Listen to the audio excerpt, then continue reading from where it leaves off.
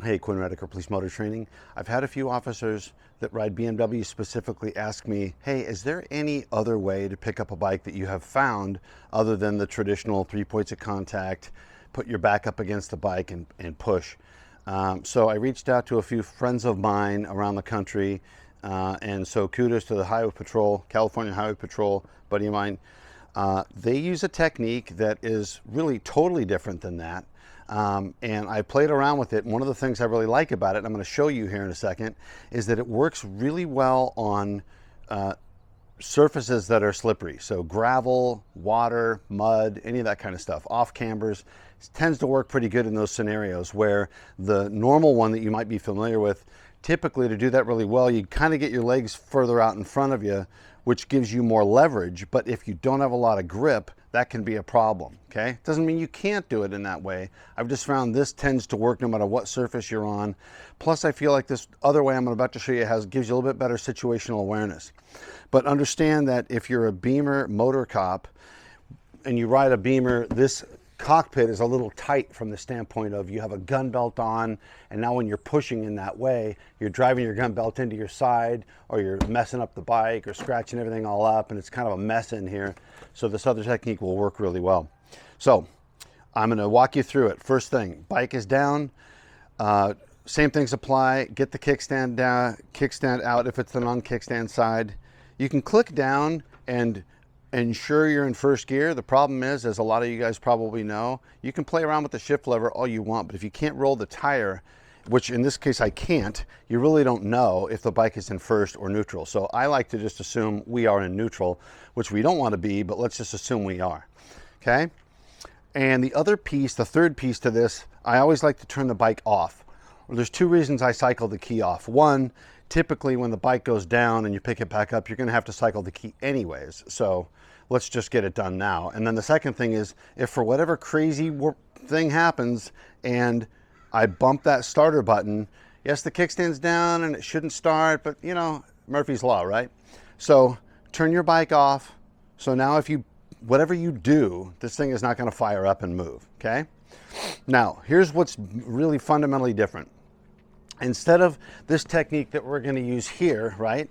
Notice my legs are quite a ways out from under me, okay? And now, does that mean I can't do it here? No, it doesn't. But if I have a pretty big, heavy bike and I'm on a slick surface, the further out I go, the more I'm going to slip. And the further in I go, the harder it's going to be to push. So this other technique, and again, as I mentioned, the gun belt, the other technique is different. I'm going to actually face the motorcycle and I'm going to lock this arm out. Now, as I mentioned, let's assume we're in neutral. So now I'm going to use my index finger and I'm going to hold the front brake. Here's what's also different about the way that I'm going to show you on this. Look at the tire. If you look at the front tire, it's turned and it's going this way, okay? This is the plane that it's on. The motorcycle is on this plane. So when I push, I don't want to push sideways to the motorcycle and just push directly into it. I want to push perpendicular to this tire so that all my force is going right into this tire's perpendicular angle. The reason for that is, as I mentioned, if we're in neutral, the bike's not likely to roll because I'm not pushing it in a direction that tire is going to want to roll, right? I'm just pushing directly perpendicular to it. And then the second thing is, that's going to just give me a little bit more stability if it is a slippery surface, that the bike's going to stay planted, okay? So now what I'm going to do, I'm going to come down here, I'm going to hold the front brake, I just use one finger. We're going to lock this arm out, okay? We're going to hold on to the bars here, and we're going to get our back into it. But notice my feet aren't too far away, so if this was slippery, it's not like I'm here where I'm not going to get traction. I'm pretty much right under the bike, okay? But when I push, I'm pushing this direction, directly perpendicular to the tire. So here we go. So we're just going to push the bike. Now, what I really like, see that little jog? Now, my legs are perpendicular to the motorcycle. So I'm still holding the front.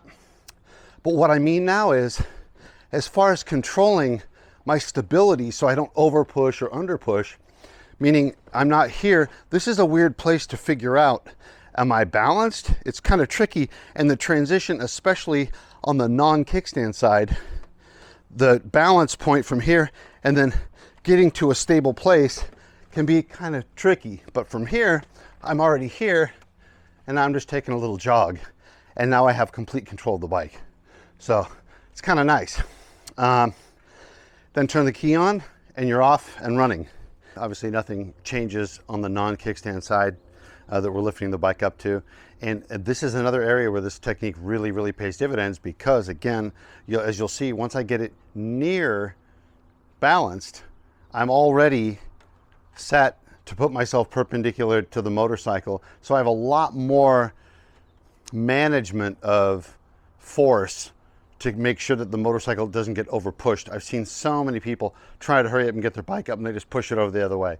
This way it doesn't do that. And as again, I mentioned situational awareness. So the whole time I'm doing this, I can kind of see what's going on around me, which I think is valuable.